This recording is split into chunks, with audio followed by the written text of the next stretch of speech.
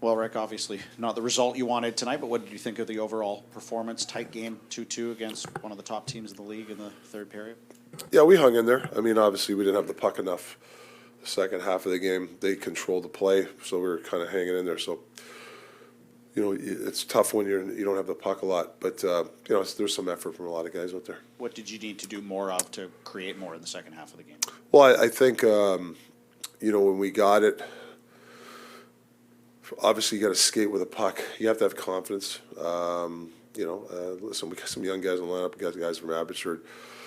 We were playing a team like that. I thought those guys tried hard. I mean, you know, it's hard to play, but it just goes to show you there's a lot of work to be done. Rick, what are your thoughts on Hoggy getting back into the lineup and bringing a lot of energy? Yeah, it was good seeing him. Yeah, it was good. I thought typical Hoggy. I think he's been playing good hockey for us the last 5-6 weeks. What did you see from Kevin Lankin? It felt like he dialed in. I think 27 saves in a row at one point during the game. What did you like from your goaltender? He was solid. It's good. It's good to see him. I thought he was really solid tonight. Really good. Mentioned Hoglander and skating the puck up ice. He was one of the players who seemed to be doing that, getting the zone entries with possession. What did you see from him in terms of transporting the puck and his defensive play, which seemed to be a step up from the beginning of the season? From before, yeah. He's getting himself, he's been working on a position to get a puck. You know, I think a lot of guys can learn from Hoggy. You know, you got to move your feet and know the puck's going to come to you before it's coming. I think that's where Hoggy's really improved. At the beginning of the year, I thought he wasn't seeing that. Now he's seeing it. He's coming back with speed. He's taking the puck in the middle. You know, he's trying to make a play. The odd time he gets in trouble is when he doesn't have any pace and he tries to make a play. That's the only time he has in trouble. But for the most part, he's one of the guys that's really trying to get some speed to the neutral zone. You get a goal from Atu Ratu. I don't know what your read is on their third goal, though. He's obviously in the vicinity when they score the goal. What did you think of his two-way game, his kind of complete game? Yeah, you know, he's a work in progress. You know, he's a young kid. You know, he's going to make some mistakes, but he's also got to really. I like his effort, right? So you just got to keep working with him. He's this is like a big summer for him of development. Got to keep developing him. That line as a whole, I mean, they seem like they have something there. Yeah. And you know, what are you seeing from them? What are you seeing how, let's say, Dakota, the way his game's progressed, what he can teach Atu, something like stuff like that?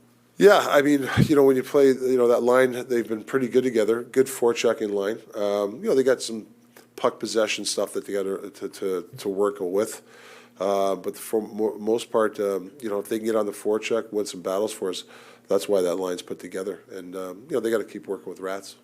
And just on the maybe review, I mean, you didn't challenge the goal. What did you see on the potential? On the yeah, we have one angle, and then Dylan, and then after, thank God we didn't challenge it. It would have been offside. So, but yeah, I think there was just one angle. I could have, you know, at that point, I could have called a timeout. Maybe if we got a couple more angles, but from the angles that we got, it was onside.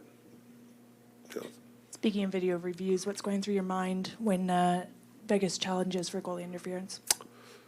Yeah, no, I think it has to be clear cut. I think they've told us, the coaches, at the beginning of the year, it's got to be clear cut. I don't know if that was clear cut. You know, it was kind of flip a coinish, and when that happens, they're going to always decide with the goal. That's from my experience that I was been told.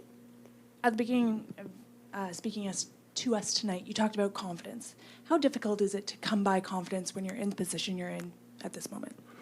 Well, confidence is something you don't buy at a store. You work at it every day.